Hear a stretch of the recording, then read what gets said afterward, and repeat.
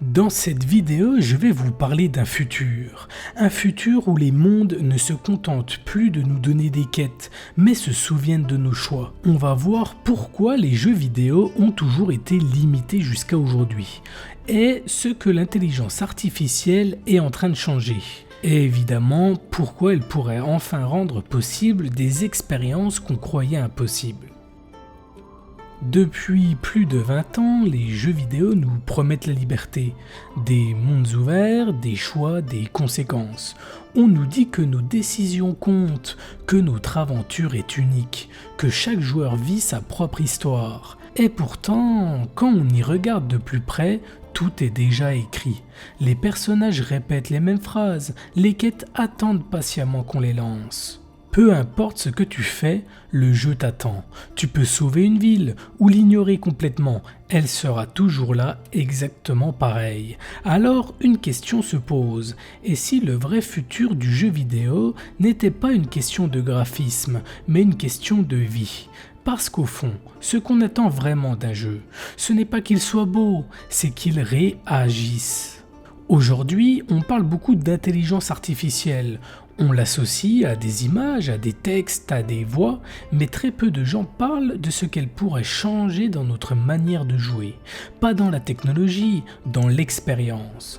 Car, pour la première fois, il devient possible d'imaginer des mondes qui ne sont plus seulement programmés, mais capables de répondre. Et si les jeux vidéo pouvaient enfin se souvenir de nous ?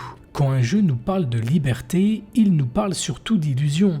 On peut choisir un chemin plutôt qu'un autre, accepter une quête ou la refuser, dire oui ou dire non. Mais dans la majorité des jeux, ces choix ne changent pas le monde, ils changent juste la route qu'on emprunte pour arriver au même endroit. Le jeu nous donne l'impression de décider, mais il connaît déjà toutes les réponses. Derrière chaque dialogue, il y a un arbre, une branche A, une branche B et parfois une branche C.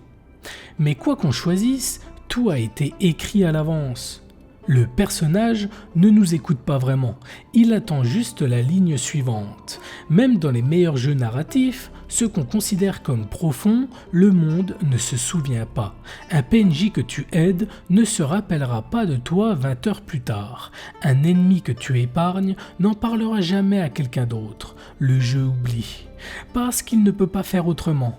Ce n'est pas un manque de talent. Les développeurs savent écrire, ils savent créer des univers incroyables, mais ils sont humains. Et un humain ne peut pas prévoir toutes les actions possibles de millions de joueurs différents.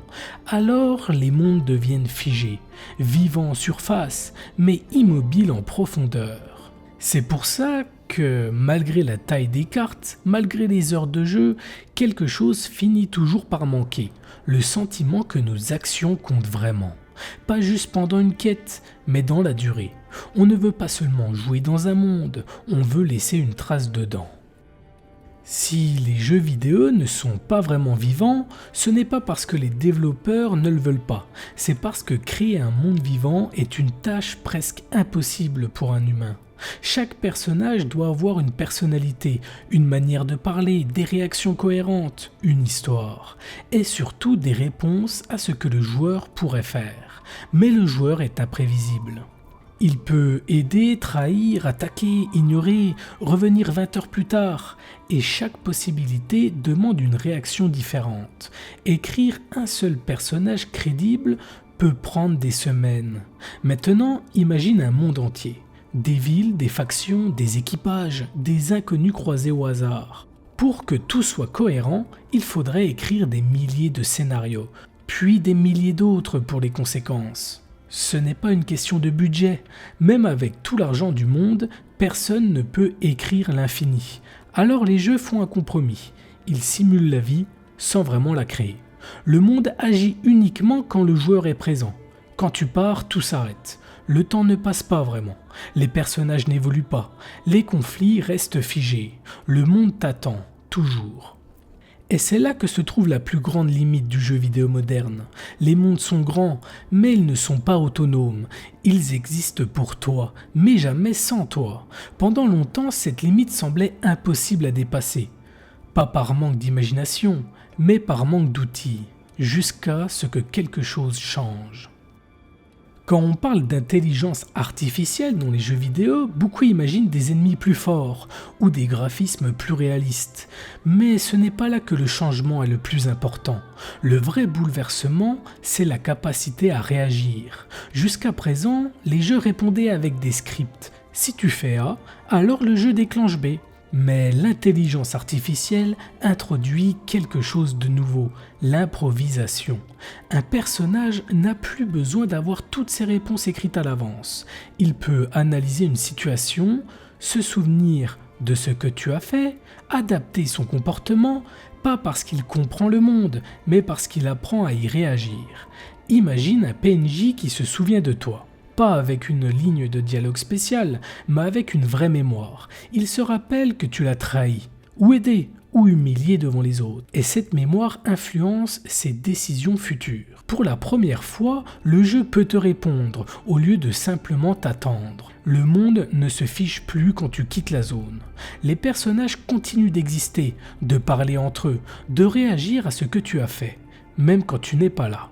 Et c'est là que quelque chose change profondément. Le joueur n'est plus le centre absolu de l'univers, il devient une partie du monde. Importante, mais pas indispensable. L'intelligence artificielle ne rend pas les jeux plus intelligents, elle les rend plus crédibles, parce que la crédibilité ne vient pas de la perfection, elle vient de l'imprévu. Pour la première fois, on peut imaginer des histoires qui ne sont plus écrites par des scénaristes. Prenons un exemple. Imagine un jeu de survie. Tu arrives dans un petit port, un endroit banal, des PNJ, du bruit de la vie. Soudain, tu vois un homme se faire frapper par deux autres. Personne ne réagit. Tu pourrais passer ton chemin, mais tu décides d'intervenir. Tu fais fuir les agresseurs. Le PNJ te remercie rapidement, il te dit juste « merci, j'oublierai pas ». Puis tu repars. Et honnêtement, à ce moment-là, tu n'y penses plus. Pour toi, c'était juste une scène parmi d'autres. 30 minutes plus tard, tu es en pleine mer. La tempête se lève, ton bateau est endommagé, tu accostes sur une petite île pour survivre. Et là, tu le recroises. Pas avec une quête, pas avec un marqueur au-dessus de la tête. Il te regarde, il hésite une seconde, puis il dit « C'est toi celui qui m'a aidé au port. Tu ne comprends pas tout de suite. » Le jeu, lui, s'en souvient. Tu lui dis que tu as faim, que tu n'as plus rien. Il baisse les yeux. J'ai pas grand-chose, mais je te dois la vie. Et il te donne du poisson.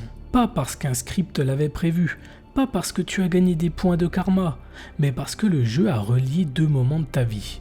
Une action passée, une conséquence présente. À cet instant-là, quelque chose change. Ce n'est plus un PNJ, ce n'est plus une mécanique, c'est une relation. Et plus tard, tu pourrais le recroiser encore, peut-être dans un autre camp, peut-être devenu pirate, peut-être même ton ennemi.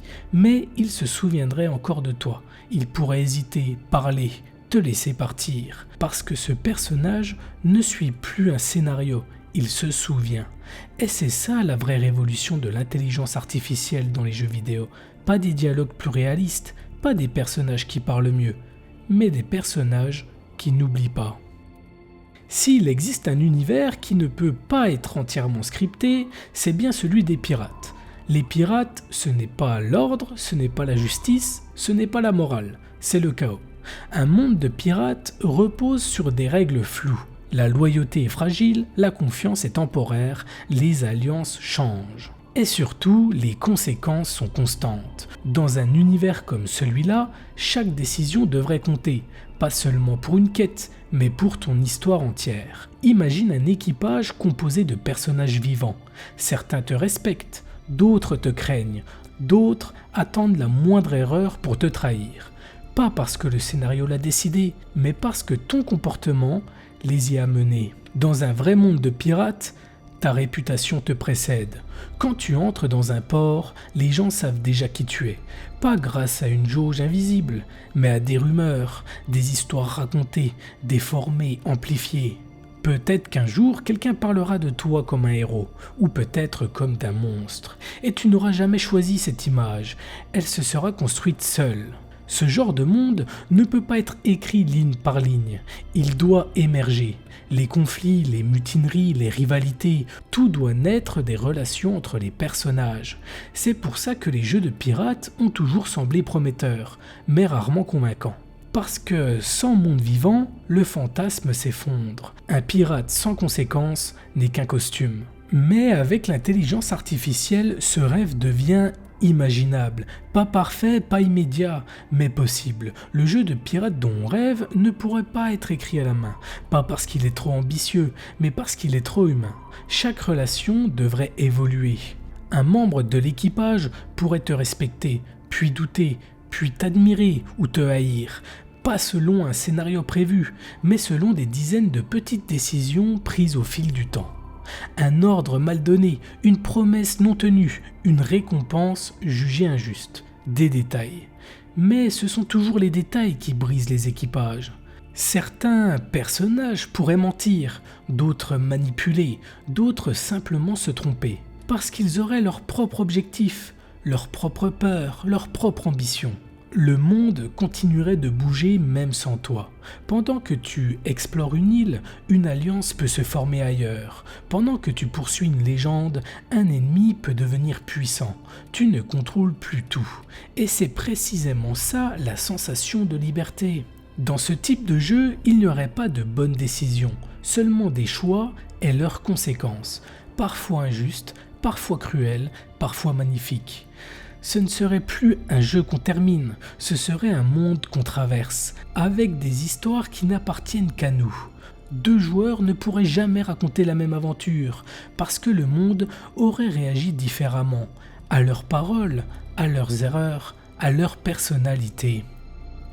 Évidemment, tout ça ne veut pas dire que l'intelligence artificielle va transformer les jeux du jour au lendemain. Un monde vivant n'est pas un monde parfait.